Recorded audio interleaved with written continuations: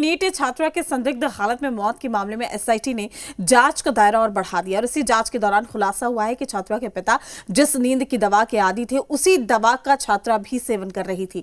जांच के दौरान सामने आया है कि इस पहलू को महत्वपूर्ण कड़ी के रूप में देखा जा रहा है। हालांकि अभी एसआईटी मामले से जुड़े अन्य पहलू की भी गहनता से जांच कर रही है। इस बीच छात्रा के परिजनों ने एसआईटी पर मानसिक रूप से परेशान करने का आरोप लगाया, तो वहीं पर दूसरी ओर मामले को लेकर विरोध प्रदर्शन के साथ सियासी बयानबाजी भी लगातार हो रही है। ऐसे में राज्य के गृह मंत्री सम्राट चौधरी ने एक बार फिर से दोहराया कि दोषियों को बख्शा नहीं जाएगा। नीट छात्रा की मौत की तफ्तीश तेज, एसआईटी जांच से परिवार को नहीं कोई आस। बड़ा सवाल, सच की तलाश या दबाने का प्रयास। पटना के गर्ल्स हॉस्टल में रहकर नीट की तैयारी कर रही छात्रा की संदिग्ध हालत में मौत के मामले में एसआईटी के हाथ अभी तक खाली है। ऐसे में एसआईटी जांच के दायरे को व्यापक बनाते हुए बुधवार को एक बार फिर जांच के सिलसिले में जहानाबाद पहुंची, जहां छानबीन के दौरान टीम को एक अहम सुराग हाथ लगा है। जांच में सामने आया है कि छात्रा लंबे समय से नींद की दवा का सेवन कर रही थी। सूत्रों के मुताबिक 27 दिसंबर को छात्रा अपने माता पिता के साथ सड़क मार्ग से जहानाबाद आई थी। इस दौरान अरवल के पास एक मेडिकल स्टोर से छात्रा ने अपने पिता की मौजूदगी में नींद की दवा खरीदी थी, जिसके लिए छात्रा ने ऑनलाइन 350 रुपए का भुगतान किया।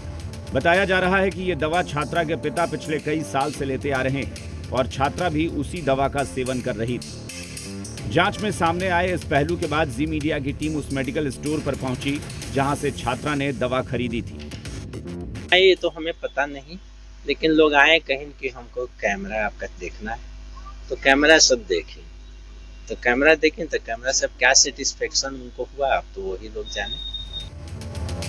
बुधवार को जहानाबाद पहुंची एसआईटी ने एक बार फिर परिजनों से घंटों पूछताछ की।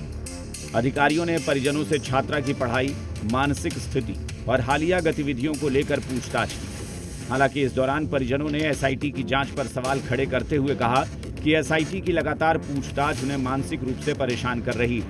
छात्रा के परिजनों ने आरोप लगाया है कि एसआईटी निष्पक्ष जांच की बजाय मामले को दूसरी दिशा में मोड़ने की कोशिश कर रही है।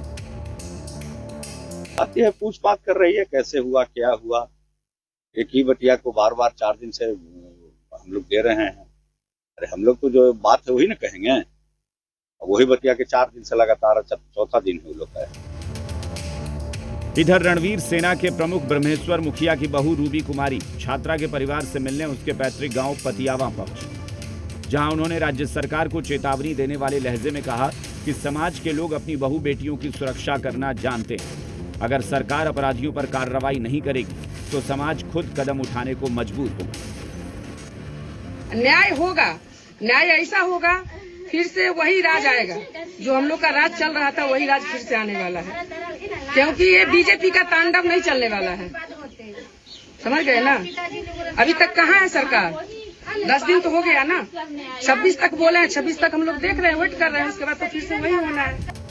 वहीं मामले को लेकर सियासी बयानबाजी भी लगातार चल रही है।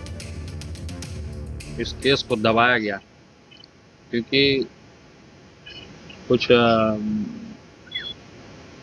जो सत्ता में है नेता, उसके कुछ पुत्र लोग भी इन्वॉल्व हैं। हम तो क्लियर नहीं बता पाएंगे कि कौन है इनमें, इसलिए इस मामले को पैसा दे करके दबाया गया। तो हम सरकार से मांग करेंगे कि जो दोषी है उसके ऊपर कार्रवाई हो। सरकार बार बार दोहरा रही है कि मामले में किसी भी दोषी को बख्शा नहीं जाएगा। को लेकर विपक्ष लगातार सवाल खड़ा कर रहा है। देखिए, सारे चीजों को पुलिस को पूरी तरह फ्री हैंड है। बिहार पुलिस लगातार कार्रवाई कर रही है। बहरहाल मामले की जांच जारी है और पूरे बिहार को इस मामले के सच के खुलासे का इंतजार है। ब्यूरो रिपोर्ट, जी मीडिया। रुकते हैं छोटे से ब्रेक के लिए, लेकिन उससे पहले